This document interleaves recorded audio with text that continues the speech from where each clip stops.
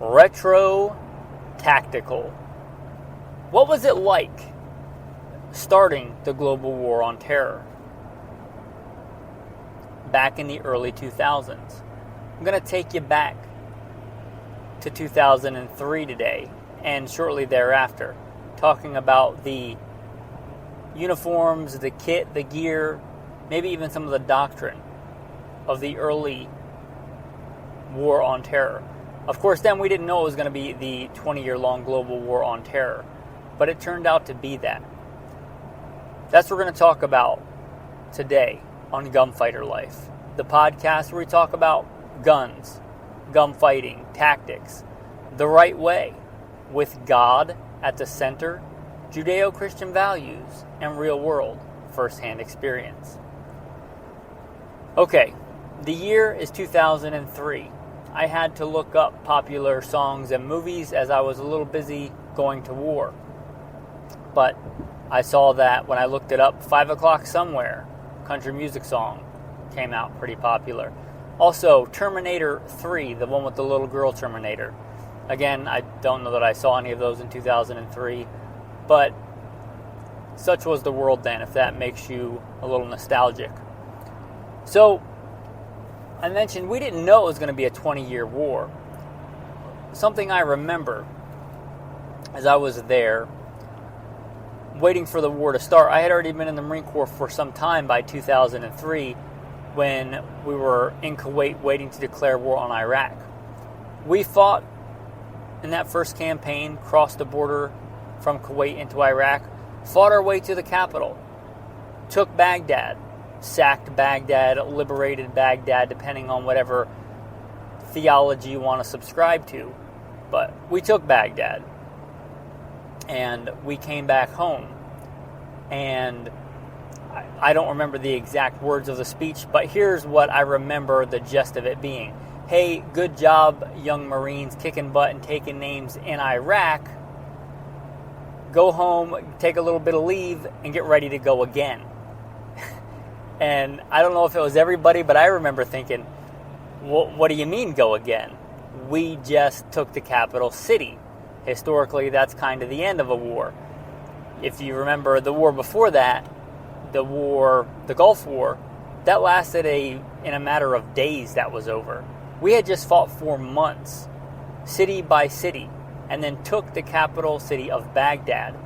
It was already substantially a much larger scale war, I think, than the Gulf War. We had no idea that it was going to turn into a 20-year-long or more than 20-year-long ordeal. But it would, and I would go back again. But what were those early days like? Well, let me talk a little bit about the uniform. When I joined, we were still wearing the old tricolor woodland uniform, or old woodland camis. This was back in the day when you had to polish your boots. You were expected to polish your boots. You were expected to iron your uniform, probably use starch. Thus was the days and the uniform and the culture of the time. Even though I was stationed in 29 Palms, arguably one of the worst duty stations in the U.S. military. Hot, nasty, dry, Mojave Desert. And even there in that climate and that environment, woodland camouflage, black polished boots. And right before we shipped out, somebody maybe realized that, hey, woodland camouflage, probably not the best thing to go fight in Iraq, the desert sand. So we got issued, and I don't even know the name of the camouflage pattern. Maybe it was left over from Desert Storm. They were quite old. They weren't new uniforms when we got them, but they were a desert. They kind of looked like the woodland camouflage pattern, except not woodland, but desert, with some brown and some beige and a boonie cap, and we were ready to rock and roll. I don't remember if they issued us brown boots or we got our own, or I don't honestly remember the deal with that. But that was the uniform. I came in when we got to our first unit before we shipped out to Iraq. What at that time was probably still fairly new was the Molly system, which is pretty prevalent today, but before that was the Alice system. We went to Iraq with the Molly system, and early generations of that one-piece plastic frame that was kind of known for breaking. It was not uncommon for those things to break the pack frame. Likewise, those also were in woodland, so we got a giant, what looked like a tire cover that was in the same kind of camouflage pattern that we covered our packs with. I was in the infantry. They say every Marine a rifleman, but especially the infantry.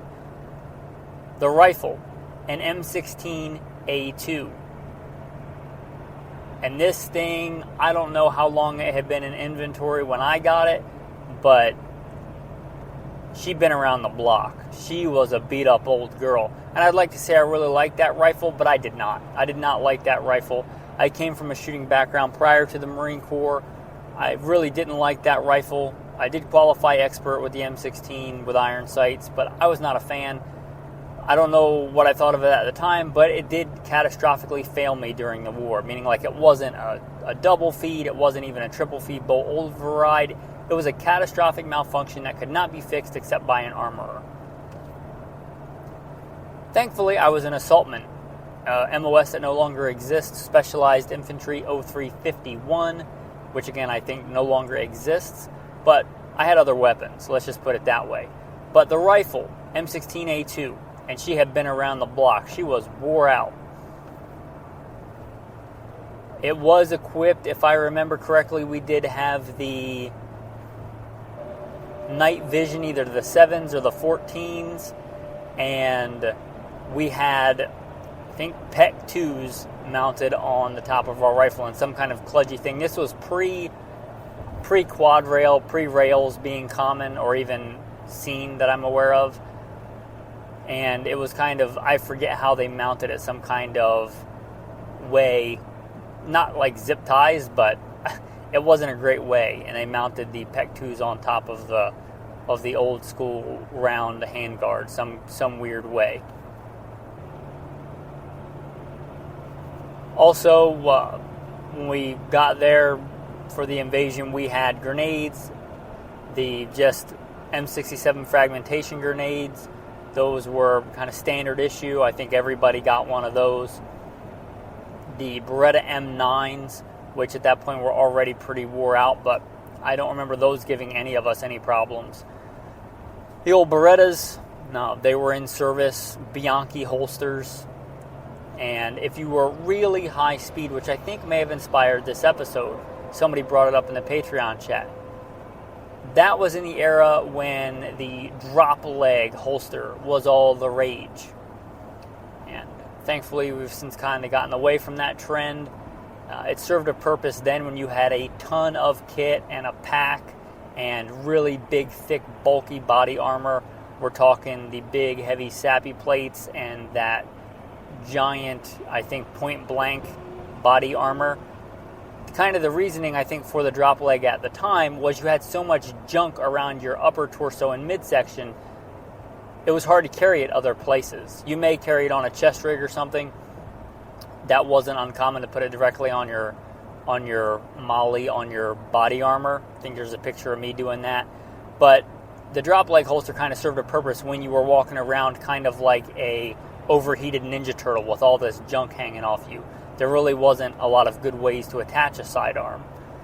But that's the drop leg holster. I think I still have mine in a bag somewhere because it wasn't government issued kit. It was something you went out and bought on your own for the M9. And most of the infantry didn't get M9s, but again, I had a little bit more of a specialized job in that, so I did rock an M9 from time to time.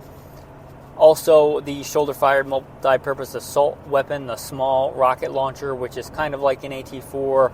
You might know it as a bazooka, but reusable, different kind of charges. HEDP, high explosive dual purpose, and some other specialty rounds, which is probably outside the scope of this. Talking about zip ties, this is a real thing. So, this was still the era when you were issued a 2-point web sling, like a parade sling. If you know what sling I'm talking about, it's a green web sling. You had a sling attachment on the front and the rear of that M16A2. And that's how you were issued the rifle, with the sling, with the cleaning kit. And we're talking like traditional over-the-shoulder muzzle up, carry. Well, we quickly realized, again, I think we take for granted how far we've come during the global war on terror and how much it did for tactics and training. That was the way we were issued it. So we somehow got a hold of an additional web sling. This is what we had. This is long before Amazon, and you were in country anyway. It's not like, there were PXs there at the time. We're talking the initial invasion. You were literally digging holes most nights, digging a fighting hole and sleeping in the fighting hole. Maybe even going to the bathroom in the fighting hole because you didn't want to get shot sticking your head up out of the fighting hole.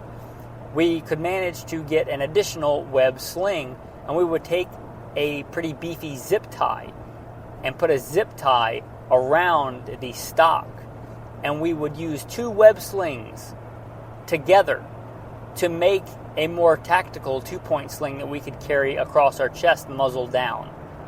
That's what we had. We made the best with what we had.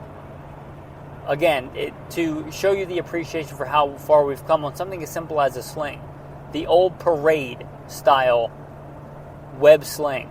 Green, OD green, single point, which are not bad slings for like precision shooting and rifle qualifications, but for tactical scenarios and room clearing, not great. That's what we had. We put 2 of them together, we attached them with zip ties, and by God's grace, I survived it. Some men didn't, and not because I'm any better, but because God had a purpose for me and chose to have mercy on me. But that's what we had, and we made do with it, with those old rifles. Another place we've come a long way on, we had the medical kits. I don't know what they use now, but we had basically a small pouch with some very basic medical equipment in it. Just a small hard plastic square pouch. And then we had a couple of big injection shots. You got to remember, we were expecting weapons of mass destruction and bioweapons, and I forget what they were, but basically we had giant syringes that if we got exposed to nerve agents and things, 2-PAM chloride stands out in my mind, and I forget what the other one was. You can probably go back and research that, but there was these giant injection needles that if you got exposed to nerve agents and stuff, you were supposed to shove into your body to maybe keep you alive. And basic medical equipment. This was back before we carried tourniquets. We did not carry tourniquets, which astounds me. But again, we've come a long way, and a lot of trauma emergency medicine came out of the global war on terror. That's what we had. We didn't have tourniquets. We weren't issued tourniquets. I don't think we were ever even shown an actual tourniquet. Our corpsmen, the medics, if you don't know, the Marines use the Navy corpsmen medics.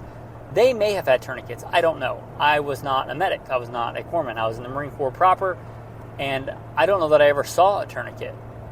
So you just dealt with it. You had a pressure bandage, which, if you have arterial bleeding, that's not really the right tool for the job.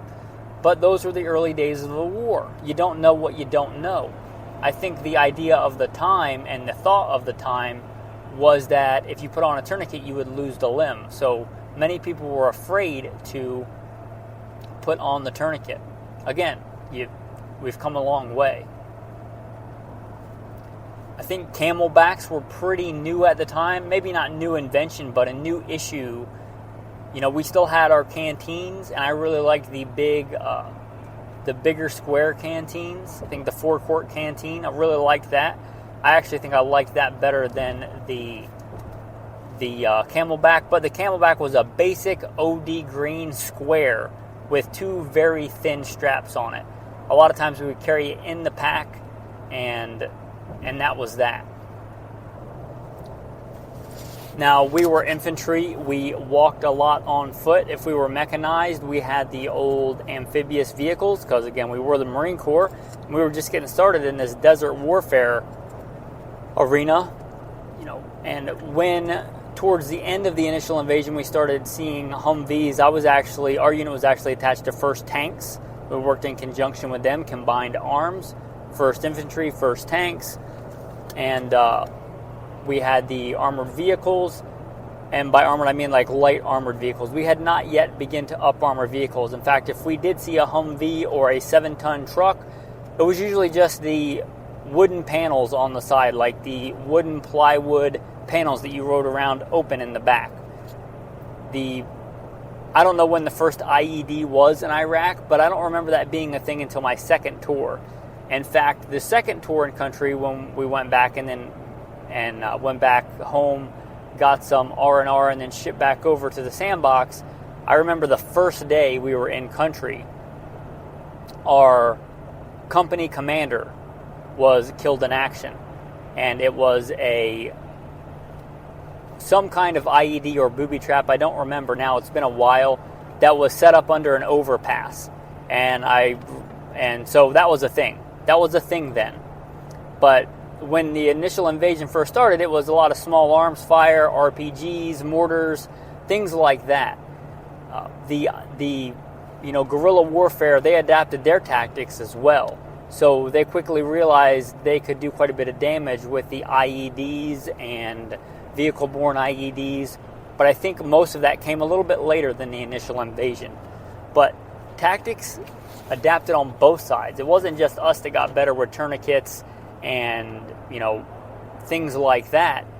The adversary, the Iraqis, they adapted as well. They were not sitting on their laurels. They adapted as well. I guess I should briefly mention threat weapons. Quite a few. The main things that concerned us in those days were the, very common around the world and still very common AK-47s. And I encountered a lot of AK-47s, and I was not quite the gun connoisseur then that I am now, and I honestly can't remember. I wish I could, or this was even pre-digital photo days. I had disposable cameras, and I was a little busy fighting a war and trying to not die. So I have a few pictures from that time, not a lot. But I don't remember exactly who made the AKs, where they came from, but the AK was by far the most prolific weapon on the battlefield, and also very scary, the RPG. The RPG was, especially early on, one of their big force multipliers. I remember seeing, some of their grenades and things like that.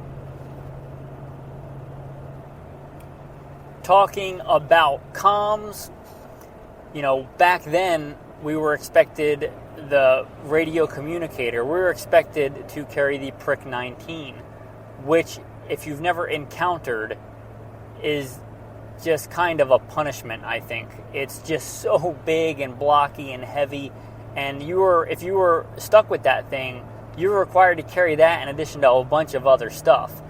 And just what a monstrosity. Talk about old technology. I don't know when the Prick 19 became a thing, but I know that we still had it for the initial invasion. I'm not talking about the Foxtrot, like the one that's half the size. I'm talking about the giant cinder block might be generous sized radio. Just a beast, and I mean that in the worst way possible. You'd often have to clean the terminals just to be able to understand people. We had that, and we had the old field phones where you would roll out actual commo wire.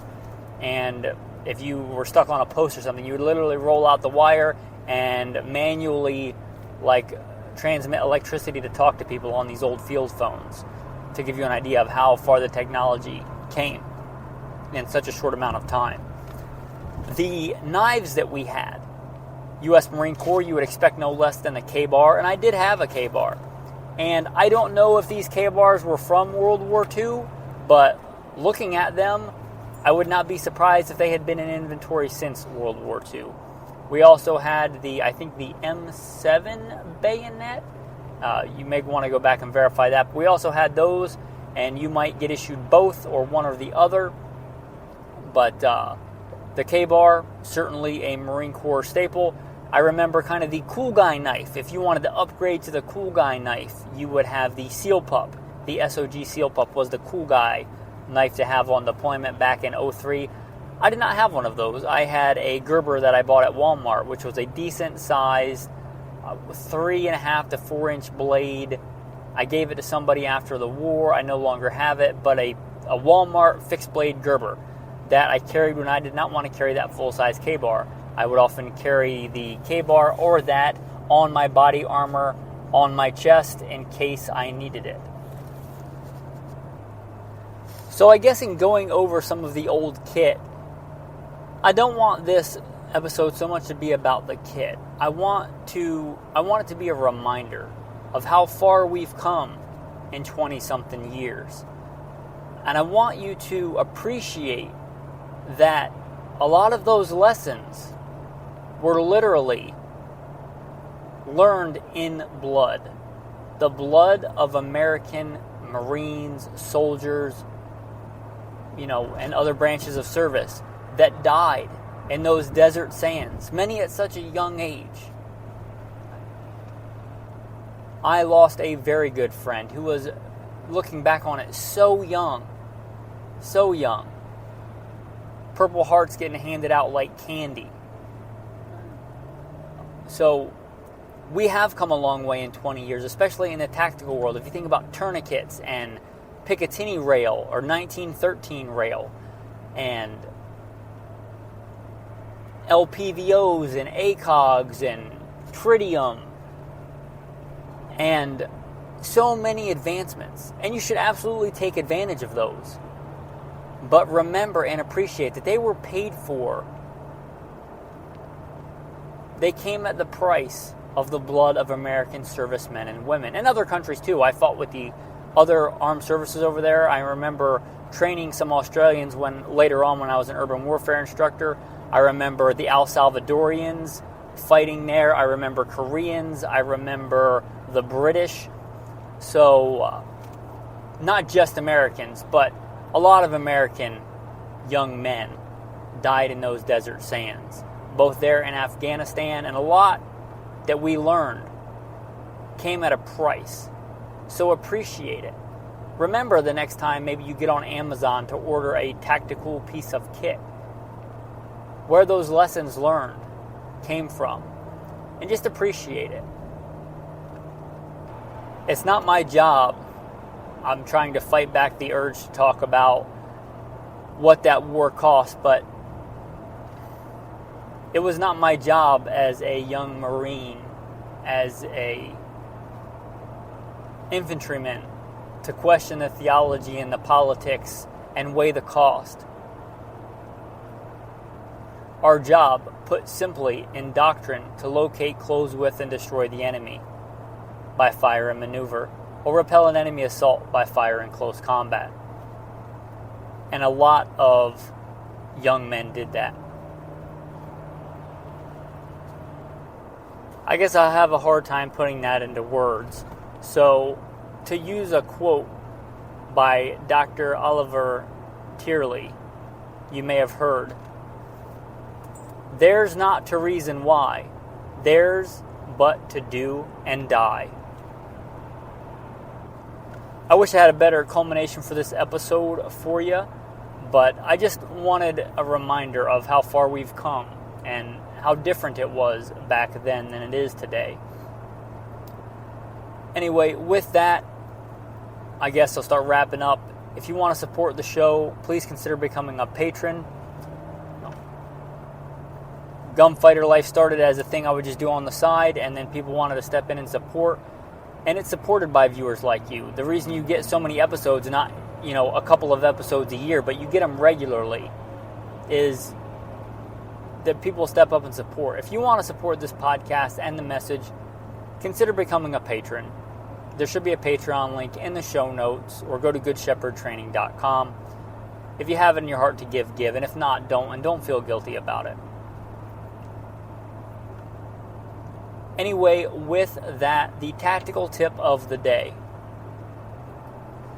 Tactical tip of the day, I don't remember if we learned this in G-Water, if it was already common doctrine, but if you got your 30-round mag, it's often advisable to load it to, let's say, around 28 rounds. And know your gun and know your mags, and that's often misunderstood.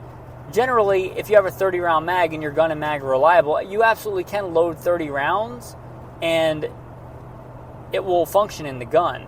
especially if you run the gun empty and you do an emergency reload and insert a mag on an open bolt.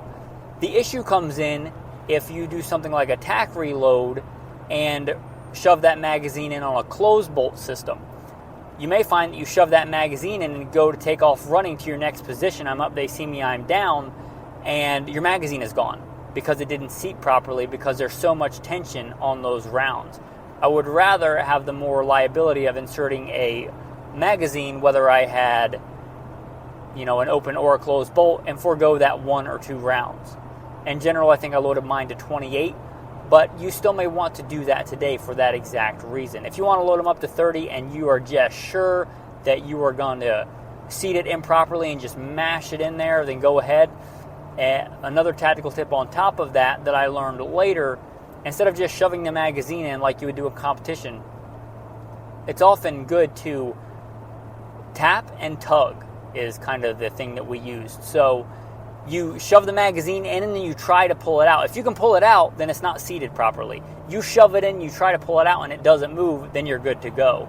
So you tap it in and then you try and tug it and make sure it doesn't come out. Anyway, there's some tactical tips for you on that. There are many good tactical verses for the warfighter. Tactical verse that is one of my favorites. Blessed be the Lord my rock, who trains my hands for war and my fingers for battle. Psalm 144. I'll keep it short and sweet today, men. There's a time for peace and a time for war. For everything there is a season. You'll find that, an additional verse there in Ecclesiastes. With that, thanks for listening and have a blessed day.